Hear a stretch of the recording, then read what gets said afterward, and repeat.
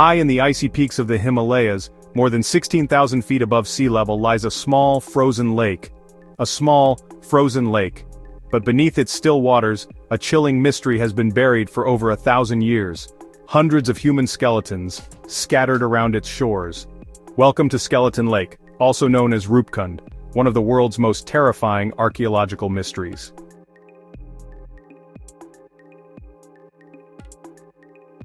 Hidden high in the mountains, a scene like an ancient battlefield lay frozen in time. Skulls, human skulls, hundreds of them. What could have happened here so high and so remote? The story begins in 1942, when a British forest ranger was patrolling the region. Through the melting snow, he noticed something white glinting in the sunlight. As he got closer, he froze in horror. Skulls, human skulls, and not just one or two, hundreds of skeletons lying around the lake like a scene from an ancient battlefield. Bones scattered in disorder, some partially buried, some exposed to the sky. Remnants of clothing clung to the remains, a strange mix of materials for such a remote place. Word spread slowly. In a world without satellites or quick travel, the discovery took time to reach scholars. He reported what he had found, and a mystery began to unravel. Roopkund sits on a remote pass, difficult to reach, even for seasoned travelers. Snow, wind, and altitude make it unforgiving, which made the presence of hundreds of bodies even more puzzling. How did all these people come to the same place and meet the same end? For many, the first reaction was disbelief, then dread. But beyond the horror, stories and explanations began to form. For generations, locals whispered about this cursed place. Some said these were pilgrims who angered the gods, struck down by a divine storm.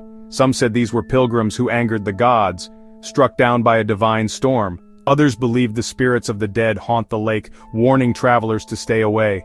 Myths gave meaning to the unexplainable. They were a way to explain the terrible. Or were these just myths? Or was there truth hidden in these stories? The lines between faith and fact blurred here. Generations learned to fear the place, travelers were warned away, yet some still came. The stories endured, until scientists came to investigate. What they found would confound all expectations. In the 1950s and 60s, scientists began to investigate the bones. They cataloged, photographed, and collected samples. Carbon dating revealed something shocking. These people had died over 1,200 years ago. Even more disturbing, many skulls had identical fractures as if something heavy struck them from above. But there were no weapons, no clear signs of battle. So what killed them all at once? The evidence did not fit simple answers. Researchers debated possibilities: epidemic, attack, accident, but one theory would be especially haunting. A natural force falling from the sky. Could the mountain itself have delivered the blow? At first, researchers thought it might have been an epidemic or a tribal attack. But evidence didn't fully support those explanations. So what else could explain identical head fractures? One theory stood out: a massive hailstorm. Imagine hailstones the size of baseballs raining down on a group of travelers with nowhere to hide.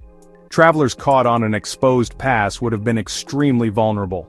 Large, dense hail can deliver lethal force to the head and shoulders. The patterns matched blunt force from above, consistent with being struck by dense falling ice. High-altitude storms can be violent and unpredictable. Not everyone accepted the hailstorm theory. Questions remained about why so many different people were here at once, and why were the victims from distant regions. Decades later, advances in genetics would add another layer to the mystery. The answers, it seemed, were not only in the sky. Decades later, DNA testing revealed another twist. These weren't all locals. Some skeletons had genetic links to South India while others traced to the Mediterranean region, thousands of miles away. Why were people from such distant lands traveling together through this dangerous mountain pass? Some still wore remnants of clothing, jewelry, and weapons frozen in time. These objects hinted at a diverse group, not a single local band. What brought them here? And why did none survive? The lake is tiny compared to the mountain, yet it became the final place for hundreds. Were they pilgrims on a sacred route, merchants, a mixed caravan? Each idea offers fragments but no full picture. Modern science can trace origins, but it cannot always tell why people took the path that led them here. Some questions remain. Even today, Skeleton Lake is a chilling sight. Trekkers brave the freezing winds to see hundreds of ancient bones lying around the water's edge. Some still wear remnants of clothing, jewelry, and weapons frozen in time. These small objects whisper of lives once lived. It feels like stepping into a graveyard in the sky, silent, high, and full of stories we may never fully know. After decades of research, Skeleton Lake remains one of history's greatest unsolved mysteries. Was it a cursed pilgrimage, a deadly storm, or something even stranger? What do you think really happened on that mountain over 1,200 years ago?